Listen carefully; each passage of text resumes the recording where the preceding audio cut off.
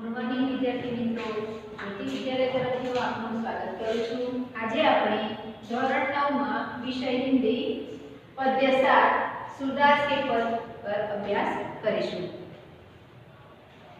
सूरदास के पद मतलब કોણે લખ્યું છે? सूरदासे લખ્યું છે, એટલે તેને सूरदास के पद કહેવામાં આવ્યું છે।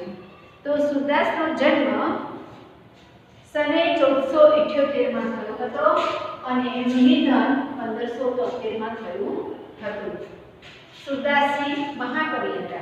महाकवि सूरदास जी का जन्म कुछ लोगों के मतानुसार दिल्ली के पास सिही नामक गांव में हुआ था। कई लोगों का मानना है कि इनका जन्म मथुरा के पास रुकना या रेणुका क्षेत्र में हुआ था।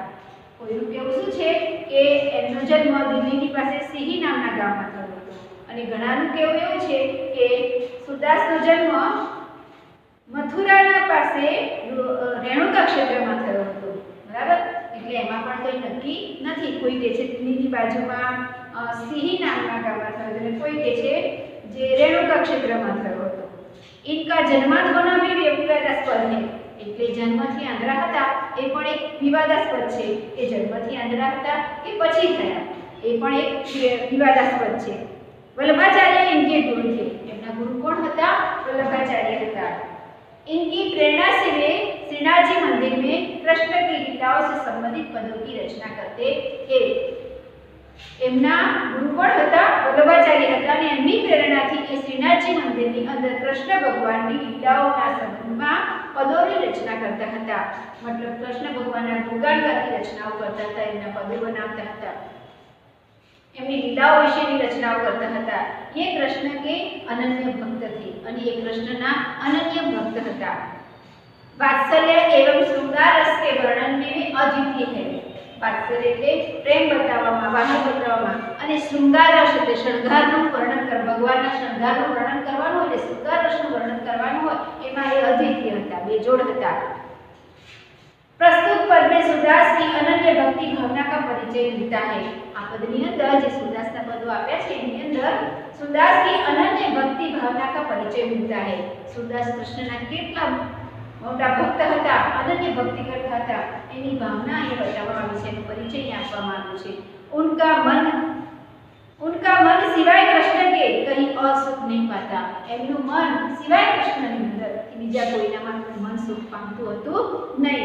जिन आंखों ने कमल के समान नयन वाले श्री कृष्ण का दर्शन कर लिया हो वे और देव की आराधना कैसे कर सकती है?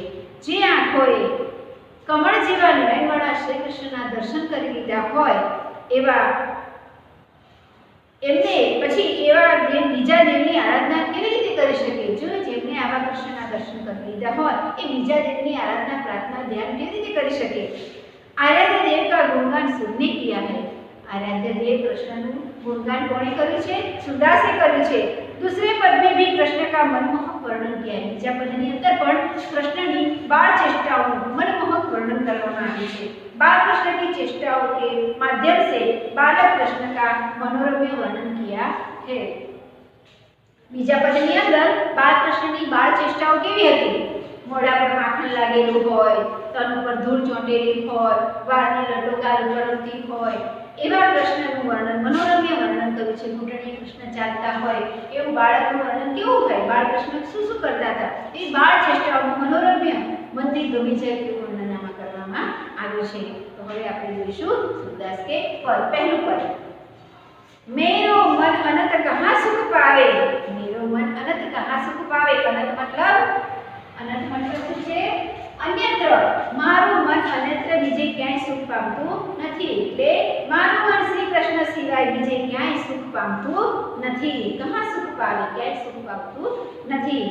जैसे उड़ी जहाज को पंछी फिरी जहाज पर आवे, જેવી રીતે વહાણ પરનું પક્ષી વહાણ પરથી ઉડીને પાછું એના એ જ વહાણ ઉપર આવી જાય છે, એવી રીતે મારું મન પણ अन्य देवताओं भटकीने पाछू श्री कृष्ण चरण में आवी जाए छे। जैसे उड़ी जहाज को पंछी फिरी जहाज पर आवे, जेवी रीते जहाजનું પંખી ફરી પાછું ઉડીને જહાજ ઉપર આવે છે, એવું મારું મન પણ અન્ય દેવતાઓમાં ભટકીને પાછું શ્રી કૃષ્ણના શરણમાં આવી જાય છે।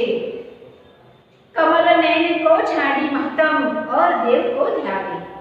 કમલ નયન વાળા શ્રી કૃષ્ણનો મહિમા છોડીને મહત્તમ મતલબ મહિમા, કમલ નયન મતલબ કમલ નયન શ્રી કૃષ્ણનો મહિમા છાંડી મતલબ છોડીને, તો કમલ નયન કો છાંડી મહત્તમ, કમળ નયન વાળા કૃષ્ણનું મહાત્મય છાંડીને બીજા કોઈ ઓર દેવ કો ધાવે, બીજા દેવતાઓને કેવી રીતે ધ્યાન ધરી શકાય। પરમ ગંગા કો છાણી પિયાસો દુર્મતિ ખૂબ ખનાવે, મતલબ કે કોઈ તરસ્યો માણસ પવિત્ર ગંગા જળને ત્યજીને પોતાની તરસ બુઝાવવા માટે કૂવો ખોદાવે તો મૂર્ખ જ કહેવાય। પરમ ગંગા કો છાણી, પવિત્ર ગંગા જળને છોડી પિયાસો મતલબ તરસ્યો માણસ, દુર્મતિ મતલબ મૂર્ખ, કૂપ મતલબ કૂવો અને ખનાવે મતલબ ખોદાવે। તો પરમ ગંગા કો છાણી પિયાસો દુર્મતિ કૂપ ખનાવે મતલબ કોઈ તરસ્યો માણસ હોય અને એને જો ગંગા જળનું પવિત્ર જળ પીવા મળતું હોય તો એ સુપર્વા કૂવો ખોદાવા જાય, બરાબર। એના જેવો મૂર્ખ કોણ કહેવાય? મતલબ શ્રી કૃષ્ણ જેવા શ્રી કૃષ્ણ ભગવાન જો આપણને મળતા હોય તો આપણે બીજા અન્યનું શું કામ શરણમાં જવું પડે। જીહી મધુકર અંબુજ રસ ચાખ્યો ક્યો કરેલ ફલ ભાવે, બરાબર।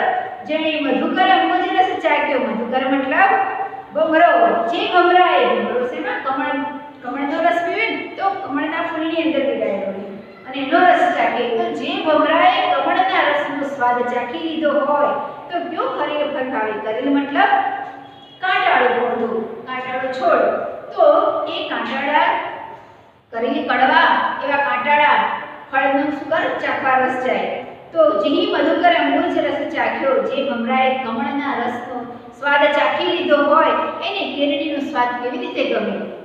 સુરદાસ પ્રભુ કામધેનુ તજી છરી કોણ દુહાવે, શું કહે છે? સુરદાસજી કહે છે કે મારા પ્રભુ તો કામધેનુ જેવા છે।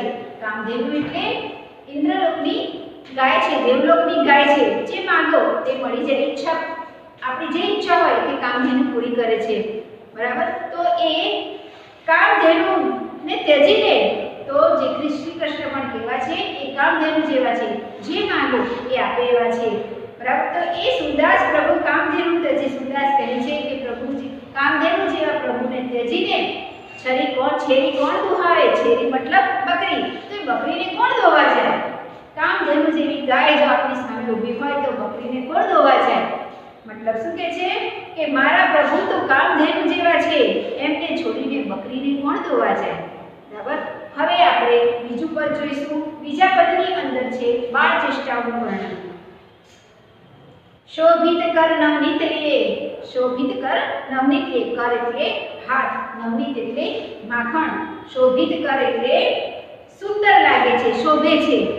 શોભિત કર નવનીત લે, હાથમાં માખણવાળા બાલકૃષ્ણ કેવા લાગે છે? અત્યંત સુંદર લાગે છે। બાળ ચેષ્ટાઓનું વર્ણન કર્યું છે, બહુ મનોરમ્ય વર્ણન કર્યું છે। ગટરની ચલન રેણુ, બરાબર, ગટરની ચલન રેણુ, તન મંડિત મુખ દધી લેપકીએ, ઘૂંટણની ચલન, ઘૂંટણીએ ચાલી રહ્યા છે, ઘૂંટણની ચલન મતલબ ઘૂંટણીએ ચાલી રહ્યા છે। રેણુ તન મંડિત, રેણુ એટલે શું? રેણુ તન મંડિત, રેણુ એટલે ધૂળ, મંડિત એટલે સુશોભિત, રેણુ તન મંડિત, ધૂળ એમના શરીર ઉપર ચોટેલી છે। મુખ દધી લેપકીએ, દધી એટલે દહીં, ના મુખ પર મોઢા પર માખણ લાગેલું છે, મુખ દધી લેપકીએ, શેનો લેપ લાગેલો છે? માખણ ખાતા હોય, દહીં ખાતા હોય એનાથી મોઢું ખરડાયેલું છે તેનો લેપ કરેલો છે। તેમના ઘૂંટણીએ ચાલી રહ્યા છે, એમના શરીર પર ધૂળ ચોટેલી છે અને મોઢા ઉપર માખણ લાગેલું છે। ચારુ કપોલ લોલ લોચન ગોરાચન તિલક દિયે, એમના ચારુ એટલે સુંદર, કપોલ એટલે ગાલ, ચારુ કપોલ એટલે સુંદર ગાલ, તેમના સુંદર ગાલ છે। લોલ લોચન, લોલ લોચન એટલે લોલ એટલે ચંચળ, લોચન એટલે નેત્ર, તો તેમના ચંચળ નેત્રો છે। અને ગોરાચન તિલક દિયે, અને માથા પર ગોરાચનનું તિલક લાગેલું છે। ગોરાચન એટલે શું? મસ્તક ઉપર તિલક એટલે પીલા દ્રવ્ય, એટલે એને ઘણા ગોપીચંદન પણ કહે છે। તો કપાળ ઉપર, ભગવાનના કપાળ ઉપર ગોપીચંદન લાગેલું છે, એનું તિલક કરેલું છે। એમના નેત્રો ચંચળ છે, તેમના ગાલ સુંદર છે અને તેમના માથા પર ગોરાચનનું તિલક કરેલું છે। લટલટકની મનમત્ત મધુકગન માદક મધુ પીએ. લટલટકની તેમના મસ્તકની બંને બાજુ વાળની લટો ઝૂલેલી છે. મસ્તકની આજુબાજુ બે લટો નીકળેલી છે ત્યાં. તો શું કહેવામાં? લટલટકની લટો લટકેલી છે એના મસ્તકની બાજુમાં. મધ મધુકગન માદક મધુ પીએ. બરાબર? મધ એટલે માનવ, મત એટલે મસ્ત, મધુ એટલે ભમરા. બરાબર? મધ મધુકગન માદક મધુ પીએ. તો લટલટકની તેમના મસ્તકની બંને બાજુ વાળની લટો ઝૂલી રહી છે અને તેઓ મસ્ત મધ પીને, કેવું મધ? મસ્ત મધ પીને. ભમરો કેવો બન્યો છે? મસ્ત બન્યો છે. તો મસ્ત મધ પીને મસ્ત બનેલા ભમરા સમાન દેખાય છે. વાળની લટો આજુબાજુ લાગી ઝૂલે છે એટલે તે કેવા લાગે છે? જેમ મસ્ત મધ પીને મસ્ત બનેલો ભમરો એના જેવા દેખાય છે. મસ્ત ભમરો બને મધ પીને એના જેવા લાગે છે. કઠુલા કઠ વજ્ર કેહરી નખ રાજત રુચિર હુએ. કઠુલા કઠ, કઠુલા મતલબ ચાંદીની ચોકિયાળ. વજ્ર વટની માળા અને કેહરી નખ એટલે વાઘના નખ. બરાબર? એ એમના ગળામાં પહેરેલા છે. તો ગળામાં પહેરેલી ચાંદીની ચોકીઓ, વાઘના નખ અને વજ્રવટની માળા એમના હૃદય પર શોભી રહી છે. એમના હૃદય પર શું એમને શું છે? કઠુલા કઠ વજ્ર કેહરી નખ રાજત રુચિર હુએ. એમના ગળામાં પહેરેલી ચાંદીની ચોકીઓ પહેરી છે, વાઘના નખ પહેરેલા છે, વજ્રવટની માળા પહેરી છે. એમના હૃદય પર ખૂબ શોભી રહી છે.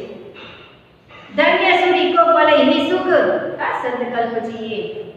શું કહે છે? સુરદાસજી કહે છે કે ધન્ય થઈ જાય બાળકૃષ્ણની આ છબી જોવાનું સુખ જો પળભર માટે પણ મળી જાય તો આપણું જીવન કેવું થઈ જાય? ધન્ય બની જાય. પછી 100 કલ્પ સુધી જીવવાનો શું મતલબ છે? શું કહે છે? ધન્ય સુરી કો પલૈહિ સુખ કા સંકલ્પ જીએ. શું કરવા? 100 કલ્પ સુધી જીવવું. જો બાળકૃષ્ણનું આવું મનોહર રૂપ આપણને એક પળ માટે પણ જો જોવા મળી જાય તો 100 વર્ષ શું કરવા? 100 કલ્પ શું કરવા જીવવું પડે? સત એટલે 100 અને કલ્પ એટલે 4,32,00,000 અવધિ. કેટલી બધી અવધિ કીધી છે કલ્પ એટલે? તો શું કીધી છે? 4,32,00,000 ની અવધિ કહી છે. તો સુરદાસજી કહે છે ધન્ય સુરી કો પલૈહિ, બાળકૃષ્ણની આ છબી જોવાનું સુખ જો પળભર માટે પણ મળી જાય તો 100 કલ્પ સુધી જીવવાનો કોઈ અર્થ નથી. મતલબ આપણને બધું જ જીવનમાં મળી ગયું કહેવાય. એટલે એટલા વર્ષ સુધી જીવવાનો કોઈ અર્થ નથી. તો આ સાથે જ આપણું આ પદ્ય અહીં પૂરું થાય છે અને આપણે આના સ્વાધ્યાયના પ્રશ્નોના ઉત્તર લખીને લાવવાના અને શબ્દાર્થ અને બધું લખીને લાવવાનું રહેશે.